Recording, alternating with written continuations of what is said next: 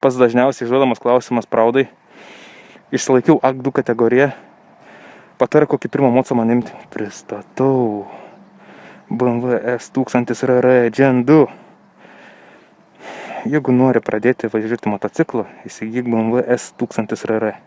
147 čipuotas kilovatų į galinį ratą. Greitis maksimalus 307 km/h nuo kalno pavėjui. Prieš vėją būtų 299. Išsilaikai teisės, A2 kategorija. Šitokį velnę užregistruoji kaip 35 kW ir leki, ką nori, vienkės, skrendi. Viskas, šį bairis. Neklausinėkit manęs tokių bairių, nes aš nežinau, koks jums geriausias motociklas. Užlipkit ant įvairių tipų motociklų, pavažinėkit ir suprasit, ko jums reikia. Labai individualus klausimas, labai sudėtinga į tokį atsakyti. Vieno atsakymo nėra.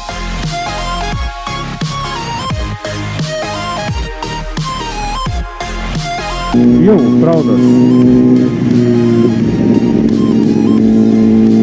Jaučiu išgazinau su savo antrašte YouTube filmo pradžioje, ne? Nėra ko baimintis, tuo viską paaiškinsiu. Nuotaika yra, laiko biški yra, oras yra, pirda yra.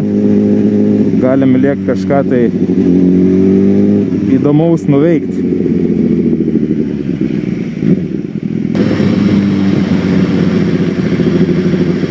Kaip čia gerai pavarė.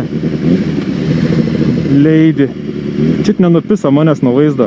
Bet šiaip aš pats kaltas buvau akloj zonoj. Niekada taip nevažiuokit. Akla zona yra maždaug va čia va. Ties mašinos kampu ir biškį atgal, kaip ir veidrodėlį nesimato. O dėl to, kai laikotės teisės ir jums liepia pasižiūrėti zdarovo. Kai laikotės teisės prieš lenkiant ar rikiuojantis, jūs turite įsitikinti ir pažiūrėti per kairį petį, kad niekas nevažiuoja blind spot'e. Nes dabar man veidrodėlį irgi nesimato tas galas, tai aš kai noriu lenkti, pasižiūriu, kad nieko nėra ir varau.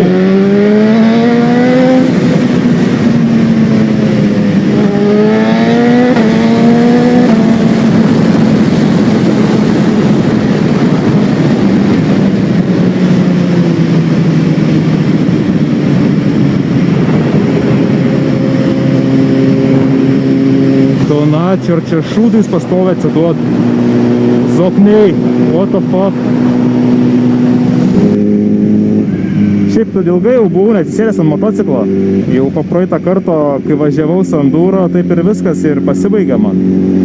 Tai dabar šiandien jau šeštadienis, šiandien jaučiu ir kelsiu šitą motoblogą vakarę. Tada geriau senelys atsistuok, vidury kelią autobusą palauk.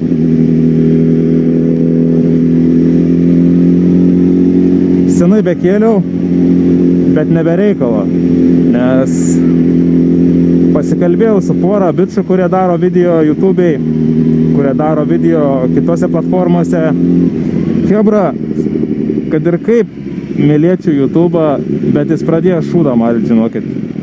Algoritmai, tie visi vaikų perspėjimai, dėl vaikų negalima dėti tam tikros kategorijos video. Visi keliasi TikToką. Visi keliasi TikToką.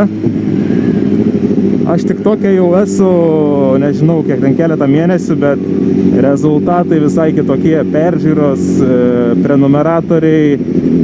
Nu, žodžiu, žmonių gyvenimas ilgėja, bet žmonės laiką per daug taupyti pradėjo. Va, surimavau.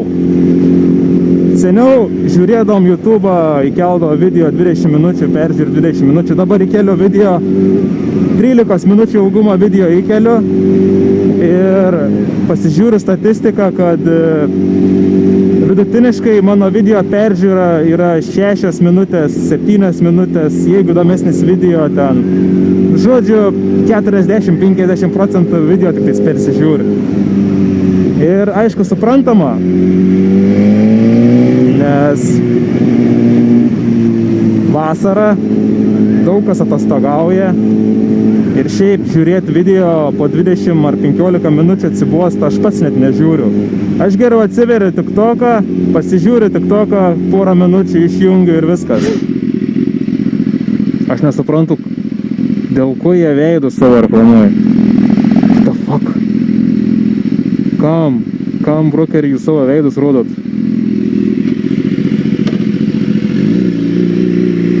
Modeliai tipo. Ar čia tipo žiūrėk ir pasitikėk manim. O gal man tu negražus? Šiaip YouTube kanalo netrinsiu, kelsiu rečiau. Jeigu kas nors gausis įdomiau, gal sukelsiu TikToko visas video į vieną vietą. O šiaip žinau, kad ir kaip nekenčiat to TikToko, aš irgi nekenčiau, nesąmonė rodo, bet ten gali atsifiltruoti. Tai visai gerai. Opa, darova. Tu juokauji. Tas senelis vis dar stov.